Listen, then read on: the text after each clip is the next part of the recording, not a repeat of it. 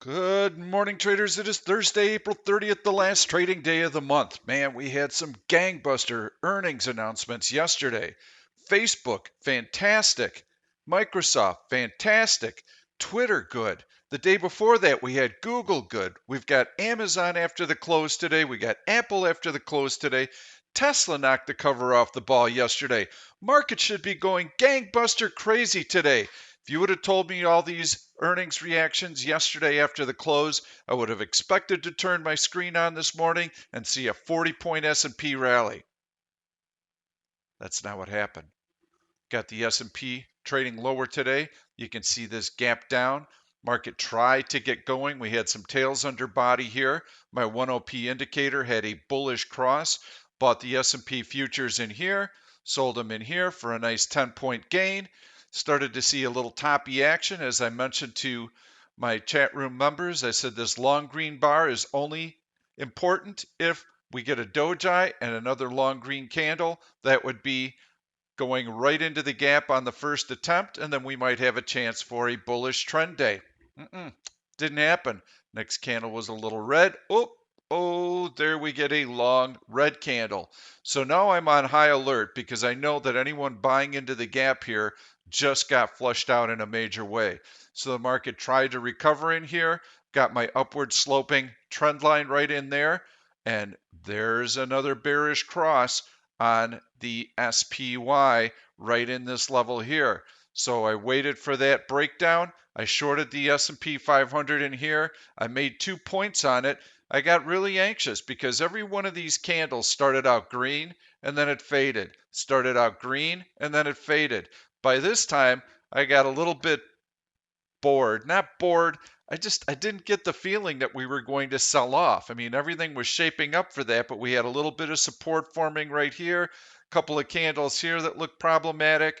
So I took my $2 gain on the futures, and then of course, whoosh, there came the selling. So now that we've seen that, you can see the gap that we had higher from 2 days ago. This is starting to fill in right now. We had the low from today also breached. So we're probably going to get a little bit of a bounce in here, and then I would expect to see some continuation. We are getting a 1OP cross. I wouldn't pay too much attention to it because now that we've seen this extent of selling and this type of drop off of that low, and the fact that all of these earnings were supposed to generate all this buying and spark all this optimism, it's not happening. If you've been watching my videos, I've been warning you of this. It's a sell the news event. The air is getting let out of the balloon. After we have Apple and Amazon today, I think that that's going to be even more so the case going forward. And I'm sorry, we've got 6, 7 tech companies that comprise 20% of the market cap in the S&P 500, and that's fine that they all did well. In fact, many of them prospered during the coronavirus because of their business models. However, that's not representative of what's happening with the other S&P 500 companies. Many of them are really struggling. I've also been mentioning to you that in the last couple of days we've got some stocks that have been rallying like mad. And go figure, it's the laggards that are starting to catch a bid. And I'm talking about travel and leisure industries, cruise lines, hotels, ticket agents. I'm talking about restaurants rallying. I'm talking about General Motors rallying because the plant is reopening. We don't know that consumers are going to return to their purchasing patterns. I seriously doubt it, especially when you go to work and you're being rehired because of the PPP stimulus plan, and you look around and you don't see any new orders coming in, you don't see any customers walking in the door. Are you going to go out and start spending a bunch of money? Probably not, especially after coming through the last month of real hardship. You're going to hang on to any money that you've got, realizing that you could get laid off once the PPP stimulus ends. And the $6 trillion war chest that the government has, it's kind of one and done. They threw everything they had at it. And that money is going to be spent as this recovery drags on. And now we're talking about different phases being rolled out. Folks, April 30th was supposed to be the end of the national shutdown. So, are all the states back on board? Heck no, we've got about 6 of them who are open for business, and they're getting scrutiny from the government. A lot of people are saying, no, it's too early. You shouldn't do this. This rollout is going to take much longer than expected. Good news is priced into the market, and a prolonged rollout is not. I think this is going to be problematic. I think it's going to raise some credit issues. Let's go into the daily chart on the SPY before I continue. You don't want to fade a super, super strong move like this, but what you do want to do is take a GTC alert line. You want to click on that bar, want to click on that bar. Oh, we've already violated it today. So, yes, we've got that upward sloping trend line breach that I showed you yesterday. So, this is not good for the market. When you have the best possible news coming out of earnings season and you get a negative market reaction to it, this tells me that the price action is getting very choppy. I'd also mentioned to you yesterday that I was able to short stocks intraday. I always try a couple of intraday shorts, even if the market is running higher, because I just want to get a feel for the action. And I've been stopped out for a loss on all my shorts in the last couple of weeks. And what does that tell me? It tells me they're not ready yet. The price action is not there. The follow through is not there. You get a little drop and an instant bounce, a little drop and instant bounce. Well, that's because the market momentum was so strong and these stocks were not ready to roll over yet. Now that they're overextended, I'm shorting intraday and I'm having very good success on my shorts. That's a warning sign. The other warning sign is that the dogs are barking. The laggards have been running higher. I look at some of these retail stores like Ross, ROST. What the heck is that stock doing rallying up here? It's been closed for the last month and a half, and I don't know when they might possibly reopen. They've got no sales. SPG, Simon Property Group, that's a big real estate investment trust that runs malls in the country. Why is it bouncing? I don't know. These malls are still shut down, and I don't think consumers are going to be going back to the malls and shopping right away. They've got massive debt loads. There could be some problems in these REITs. The whole brick and mortar model has been changing for years. This virus is going to change it even more. I see some credit issues coming, so I am very, very cautious in here. I hope I'm wrong, but I don't think I am. If I look at the S&P 500 and where it may naturally retrace to, we had that 288 level on the SPY. That's the 100 week moving average. We got through that, but we have the major moving averages at SPY 300, and that's where the 200-day and the 100-day moving average are converging. Now, I thought we might possibly get up to that level with really good earnings announcements from the mega cap tech giants. Doesn't look so likely now. We had all the news we could possibly want. The other problem with earnings season is that the companies that announced early only had a few weeks of coronavirus to deal with. So their numbers were not that heavily impacted and they're coming in better than expected. But with every passing week, more of that coronavirus is going to be incorporated in the current quarter's numbers. And I think that you're going to see them deteriorate week after week after week. If you've got a company that announces in 3 weeks, that gives them an extra 3 weeks of coronavirus that they've had to deal with. Guidance. Asset managers were hoping for some type of forward guidance. They're not getting any of it because corporations have no idea of what to expect. In fact, corporations are so worried about the future that they're cutting dividends to preserve cash. They're also cutting their share repurchase programs because they want to preserve cash. Well, when you're not repurchasing your own shares like they've been doing for 10 years, that takes the bid out from under the market. If you question the impact that share buybacks have had, I'll tell you that in the last decade, half the outstanding shares have been retired. That is a huge number. They were issuing cheap debt and they were using that cheap debt to repurchase shares. Corporations that are having to go into the debt market right now, like Carnival Cruise, are paying 11% interest on those loans. So we're going to have some issues as this recovery takes longer and longer to unfold. And for the economy to get back on track, all that stimulus money is going to run out very, very quickly. Again, I hope I'm wrong. I know everybody wants to err on the side of caution, and I'm not making any kind of statement regarding the virus and if it's too early or too late. All I'm saying is that from a economic standpoint, from a business standpoint, this recovery needed to start tomorrow, May 1st. And it needed to be off and running out of the gates, and most of the states needed to be participating in it. They're not. So I'm getting bearish. You know I'm getting bearish here. We've retraced to the halfway point of the high and the low. So this is a natural place for us to get to.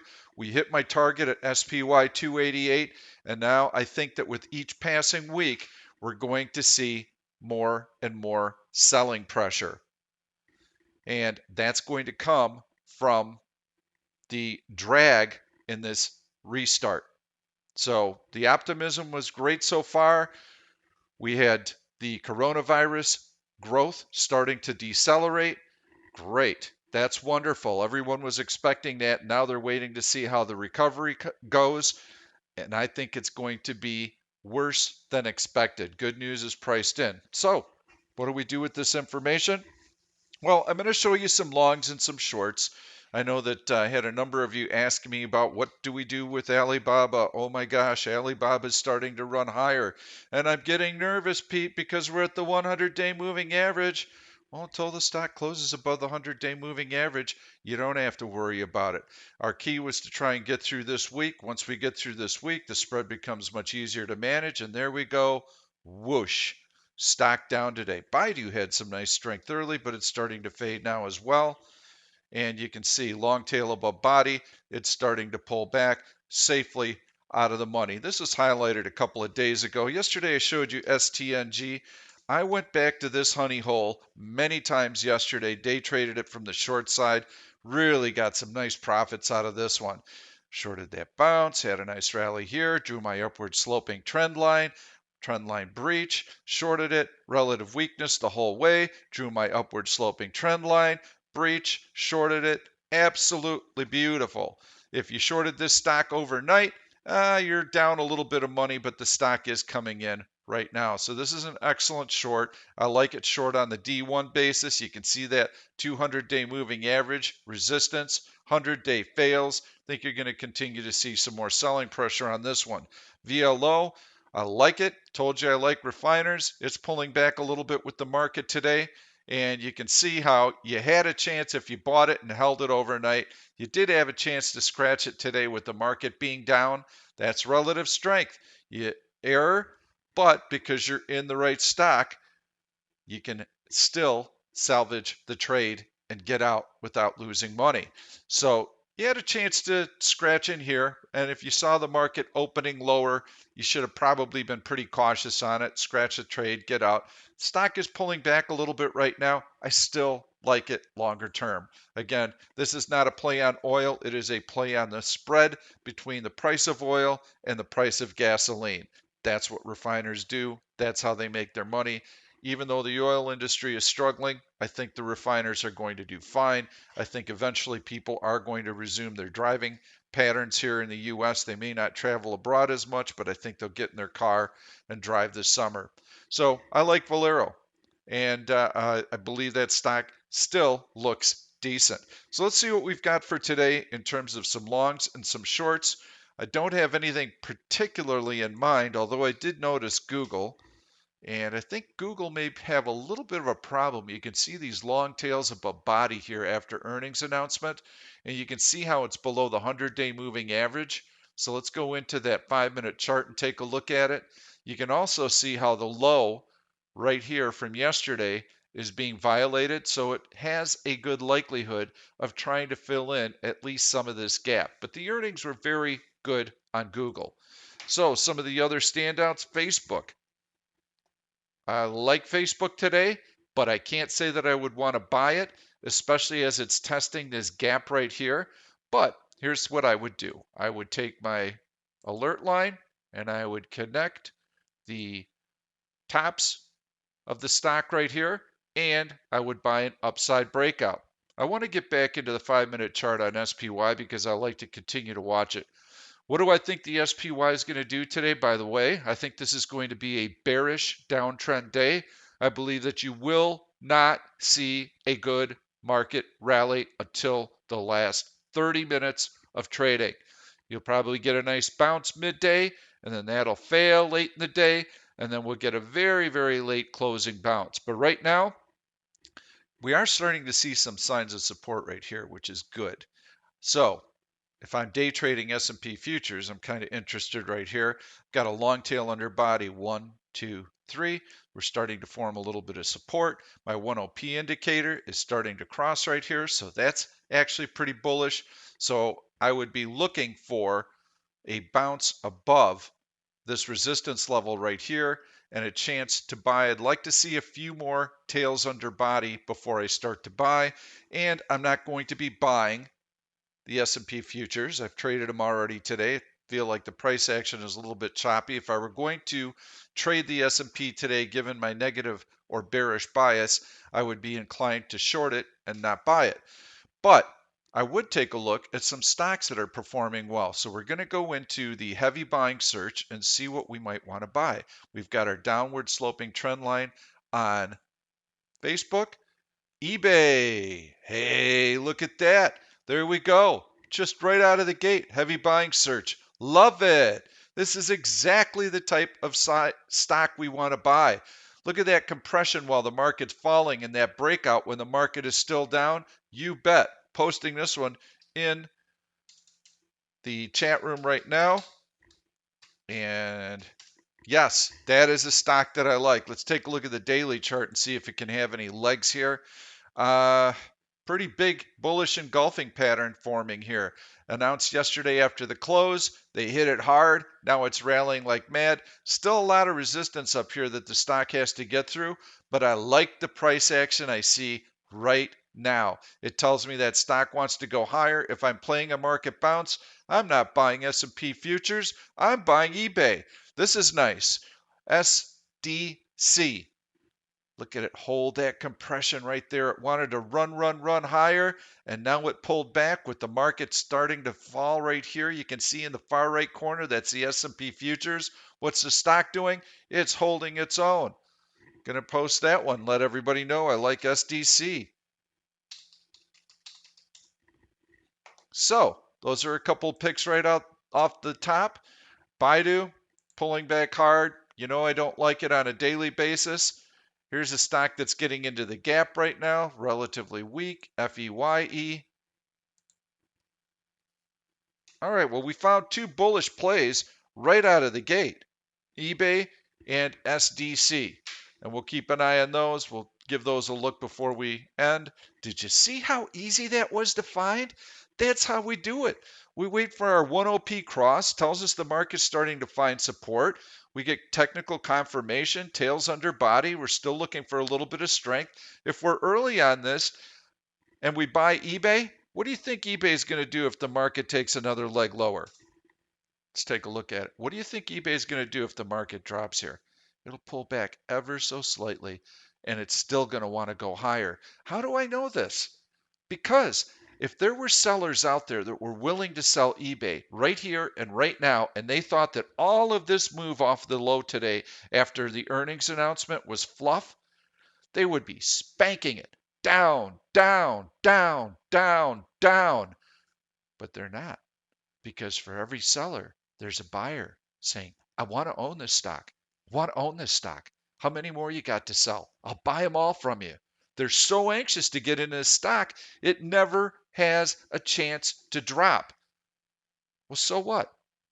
So what? This is our trading edge. This is what we look for. This is what all the searches are designed to find. These are the breadcrumbs that the large institutions leave for us. These are the coattails that we're trying to ride on. So if I'm early on the S&P 500 and I get into eBay and the bottom falls out of the S&P 500, I'm not going to lose my butt.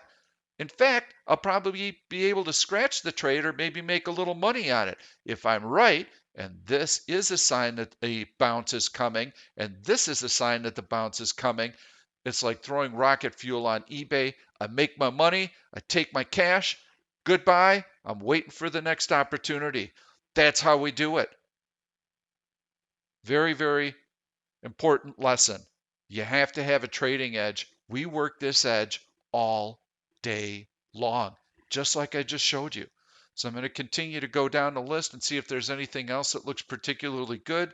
CLX, look at that strength. Boom, boom, boom, boom.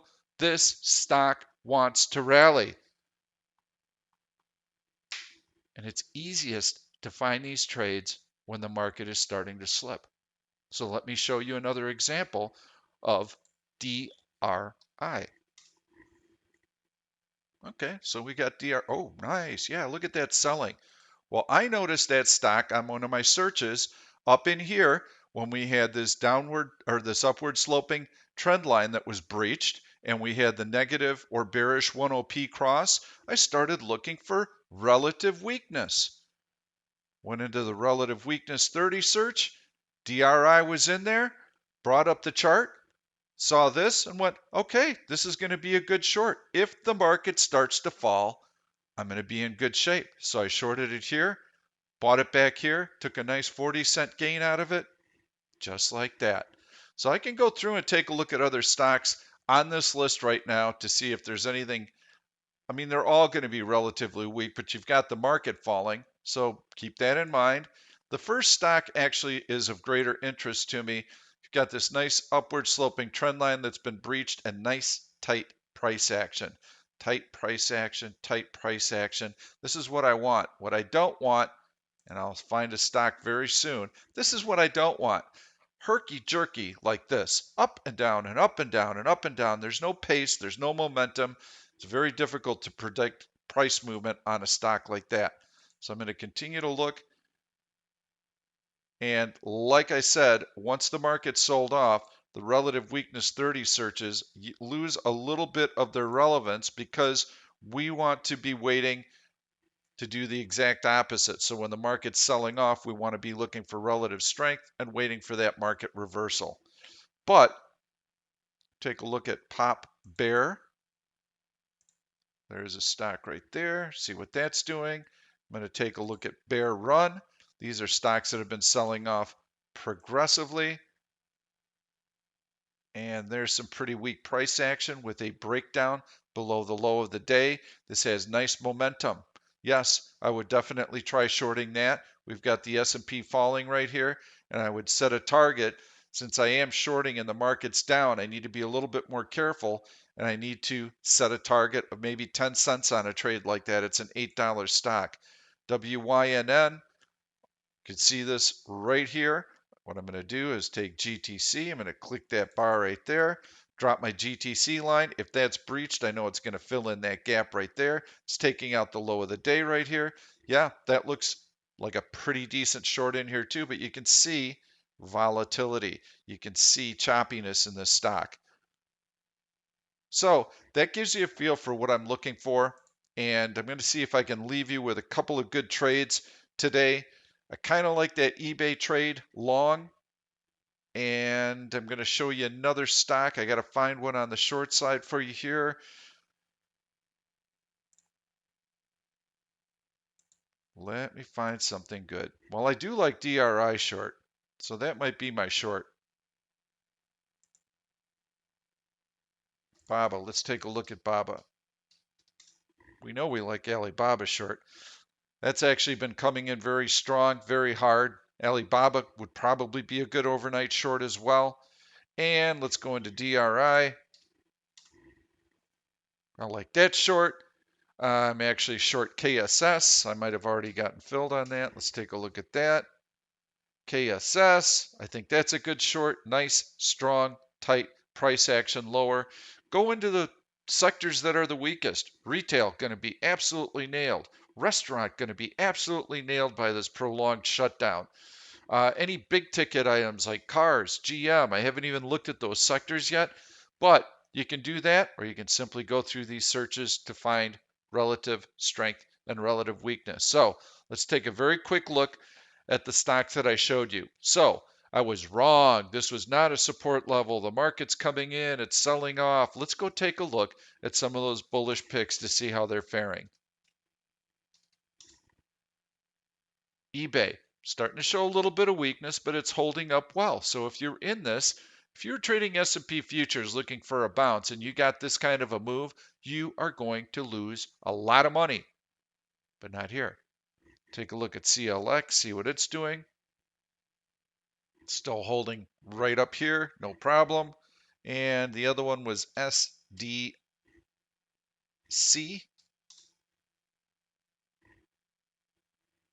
Thought that was the symbol. I typed it in wrong. Sorry about that. SDC. Look at it, still compressing. But it wanted to go. Still holding that bid right there at $7.54. As soon as the market finds support, whether it's in 20 minutes or a half an hour, watch this one.